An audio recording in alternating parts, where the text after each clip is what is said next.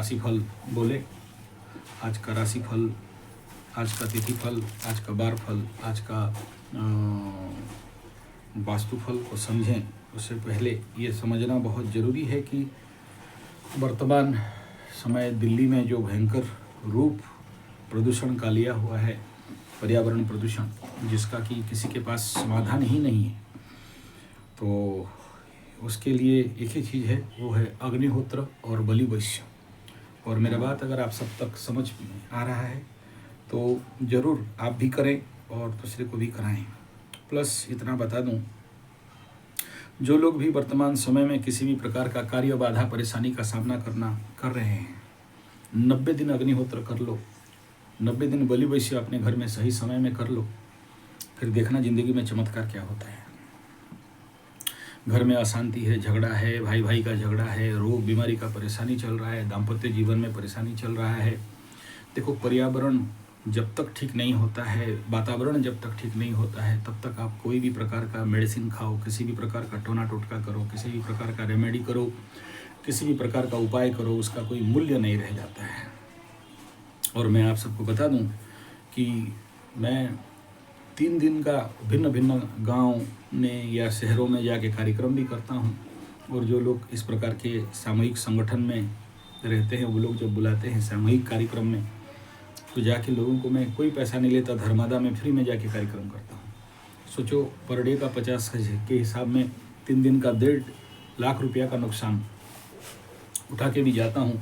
लोगों का दिमाग में जो भिन्न भिन्न प्रकार का भूसा भरा हुआ है, उससे बाहर निकालने के लिए, ताकि उनके ज़िंदगी में सुख शांति समृद्धि आए। जब तक सुख नहीं आता है तब तक शांति नहीं आता है, जब तक शांति नहीं आता है तब तक समृद्धि नहीं आता है। और इसके लिए अगर कोई चीज़, कोई उपाय है विश्व में सभी नवग्रहों का, तो वो है अग्निहोत्र बलि वैश्य हवन। कोई माने नहीं माने, अपना मर्जी।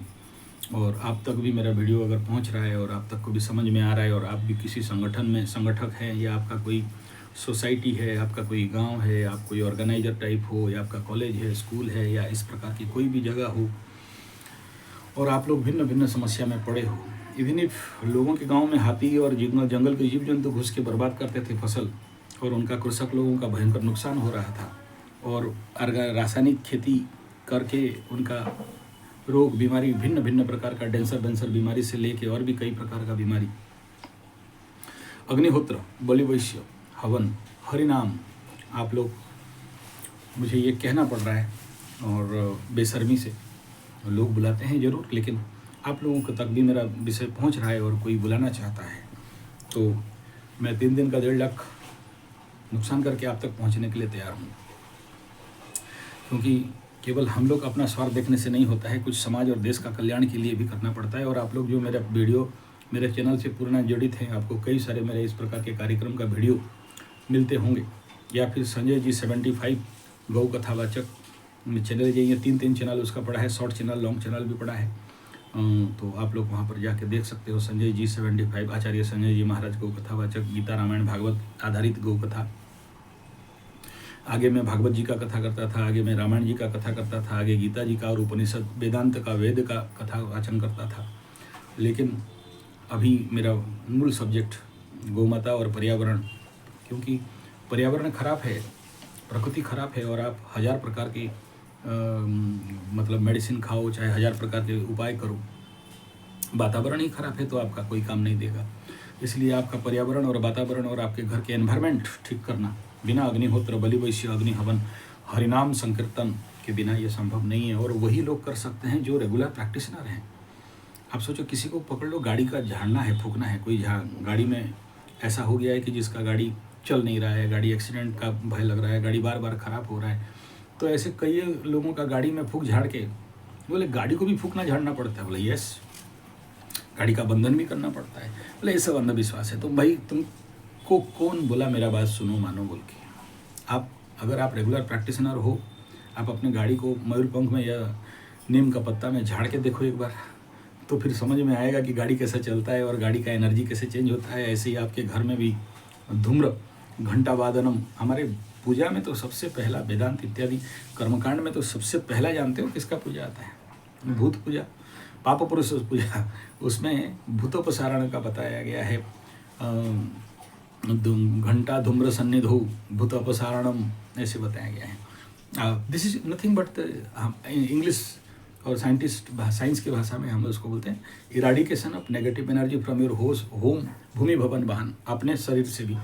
बहुत सारे लोग ऐसे, मैं जब भी कथा करने जाता हूँ तो आ जाते हैं, झाड़ फूक करवा दो महाराज कुछ मंत्र तंत्र करके, तो बिन फालतू का भी झड़वा लेते हैं, तो फिर दे फील कि यस हम लोग बहुत हल्का, कुछ नहीं है, ऑरा का सफाई हो जाता है, क्लीनिंग हो जाता है। जो मानता है ठीक, जो नहीं मानता है उनका मर्जी, बोले अंधविश्वास है, कोई बात नहीं। यही अंग्रेज लोग नहीं मानते थे और आज दोनों लुइया करके अपना एरिया में नौटंकी चलाते हैं, और आप गधे बन के अंग्रेजी मीडियम वाले उधर चले जाते हैं। कोई बात नहीं, चलिए हम लोग अपना मूल मुद्दा पे आ जाते हैं। 19 दिसंबर 2025 शुक्रवार का दिन, अमावस्या का तिथि, और इसके ऊपर ऑलरेडी कल वीडियो दे चुका हूँ। Is a very danger one amavasya, it is not so easy. नहीं, डरा नहीं रहा हूँ, लेकिन ऐसा कंडीशन। हालांकि अमावस्या का पूर्ण भोग आने वाला शनिवार तक रहने वाला है, यानी पूर्ण शनिवार अमावस्या दिखाई दे रहा है। 2 दिन आप अगर ऐप्स में भी जाके चेक करोगे या पंजिका में भी जाके देखोगे तो अमावस्या तिथि का भोग 2 दिन तक है।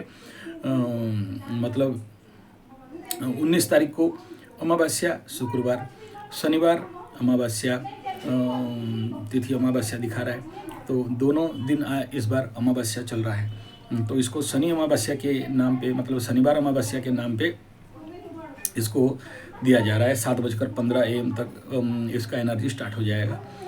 तो चलिए हम लोग शुक्रवार अमावस्या और शनिवार अमावस्या 2 अमावस्या के हिसाब में चलते हैं। 2 तिथि भोग यहाँ पर है, और मैं बार बार कहा हूँ कि ये 2.5 दिन उसका ऑलरेडी वीडियो दिया हूँ। हालांकि 2-3 घंटा में पब्लिश हो जाएगा, उसको पब्लिश नहीं किया हूँ अभी तक। तो आप जरूर संजय जी 75 टेस्टोथेरेपी में अमावस्या का करीब 45 मिनट का वीडियो है।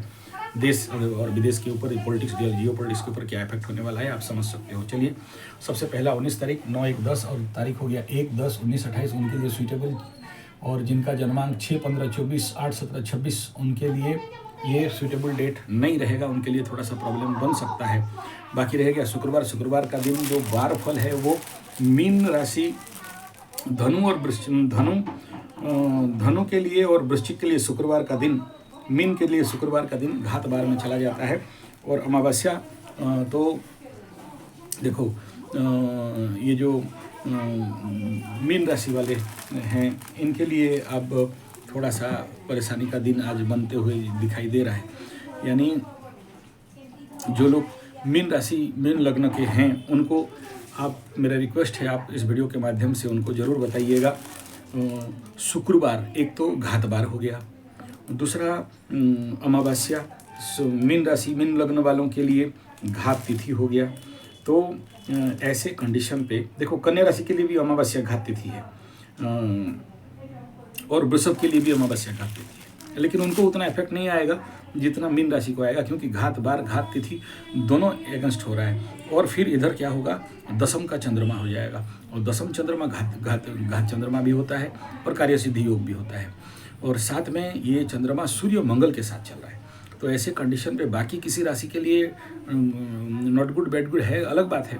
मीन राशि, मीन लग्न वालों के लिए यहाँ पर मैं इस वीडियो के माध्यम से सभी को अलर्ट कराना चाहता हूँ। घात तिथि भी है, घात बार भी है, तो इसलिए बहुत सावधान।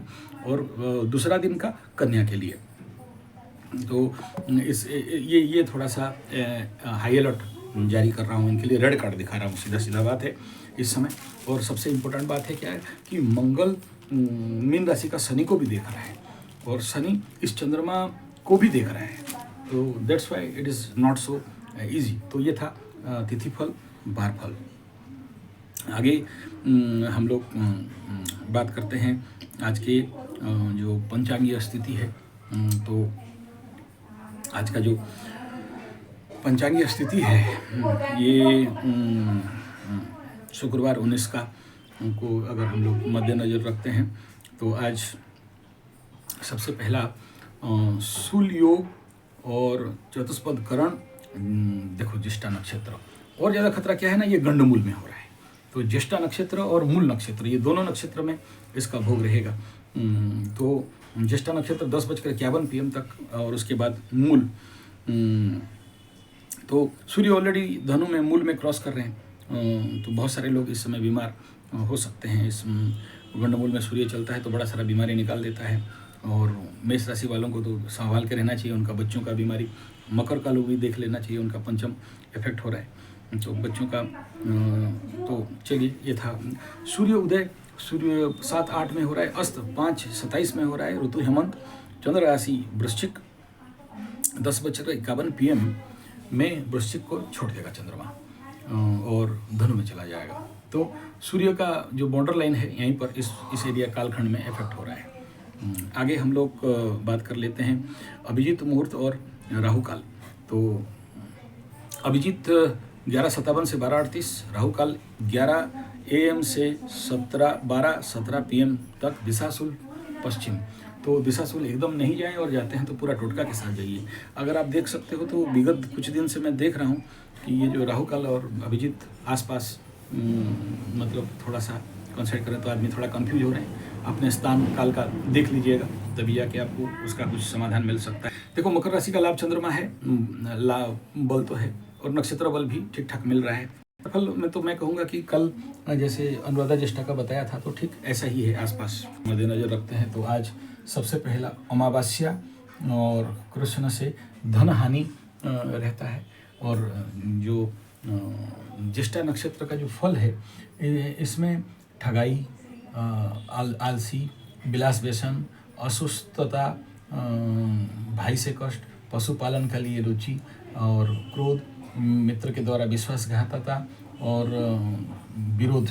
तो नक्षत्र तो अगर देखते हैं तो होल ओवर कल वाला नक्षत्र का एनर्जी ही इसी में मूवमेंट कर रहा है। और ये करीब करीब अगर आप देखते हो तो पूरा शाम तक का इसका एनर्जी का भोग दिखाई दे रहा है। का दिन है तो शुक्र का हो रहा पहले रहेगा। तो यहाँ 7-8 से सूर्य उदय से 7:59 शुक्र का हो रहा रहेगा। ये धनु लग्न में नेचुरली नॉट गुड रहता है, डाइवर्शन देता है, थोड़ा सा उतना इफेक्टिव नहीं रहने वाला है। उसके बाद बुध का हो रहा है इसी लग्न राइजिंग में 8:51 तक रहेगा। यहाँ खरीदने बेचने के लिए ठीक ठाक है, एंजॉयमेंट, लेकिन डाइवर्ट कर देता है, यहाँ एगेंस्ट एनर्जी चलता है।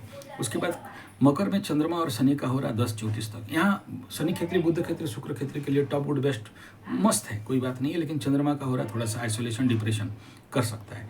शनि के बाद बृहस्पति और मंगल का हो रहा कुंभ लग्न राइजिंग में 12:17 तक दिखाई दे रहा है। यहाँ एगेंस्ट एनर्जी है, बढ़िया काम करने वाला यहाँ नहीं है, पराक्रम में थोड़ा सा डाउनफॉल। सूर्य का हो रहा है यहाँ पर 1-9 तक, मीन लग्न तक। ये जो तीनों हैं यहाँ पर दक्षिण स्वर, क्रोध, बदला का भाव, परेशानी।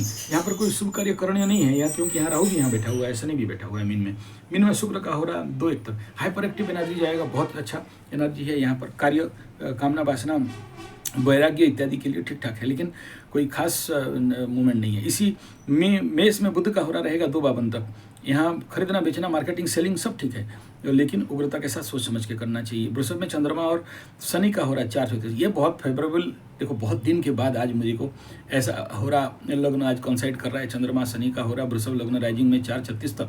टॉप गुड बेस्ट सॉलिड, बहुत सारा काम बनता हुआ दिखाई दे रहा है, बहुत बढ़िया काम यहाँ पर होता हुआ दिखाई दे रहा है, टॉप गुड है। उसके बाद इस लग्न को समाप्त होते होते मिथुन में बृहस्पति का हो रहा 5:27 तक चलेगा।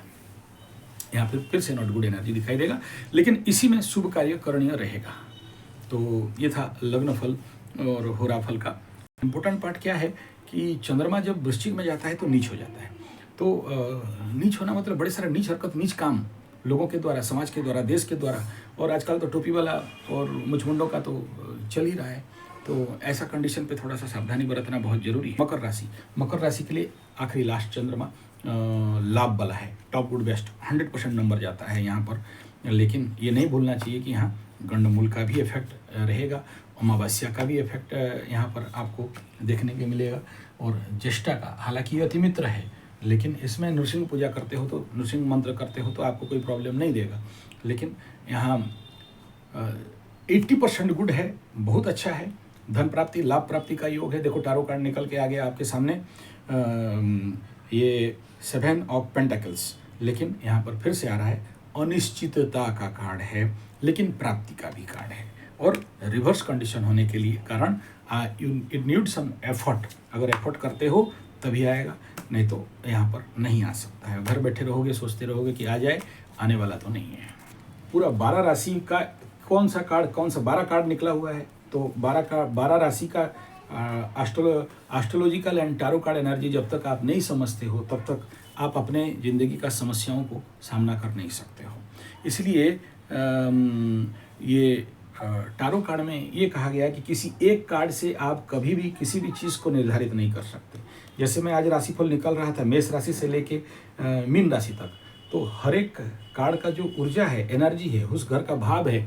जैसे सोचो मीन राशि के लिए एक डेथ कार्ड निकला, लेकिन इस डेथ कार्ड को समझने के लिए स्टार्टिंग कार्ड में मेरे को चलना पड़ेगा कि यहाँ से मेष राशि का इम्पैक्ट इफेक्ट क्या हो रहा है और उस घर का प्रभाव क्या आ रहा है। यानी आपका जो भी ये घर अगर मीन राशि डेथ कार्ड निकल रहा है, यानी वहाँ पर वार्निंग है।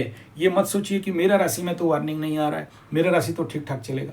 आपका पर्सनल लेवल पे ठीक हो सकता है। पकड़ लो मकर राशि वाले तीसरा स्थान को देख रहे हैं, तीसरा स्थान पे यहाँ प्रॉब्लम है तो है, और प्रॉब्लम आ सकता है तो आ सकता है। तो कहाँ से जा रहा है? छोटा भाई बहन, मित्र, बंधु, पड़ोसी। और ऐसे ही अगर मेष राशि वाले समझेंगे कि मेरा तो 12th हाउस में डेथ कार्ड आ रहा है तो बढ़िया है, नहीं। 12th हाउस में अगर आपका डेथ कार्ड आ गया है तो be alert and super alert आपको होना चाहिए, अदरवाइज आप परेशानी में पड़ सकते हो।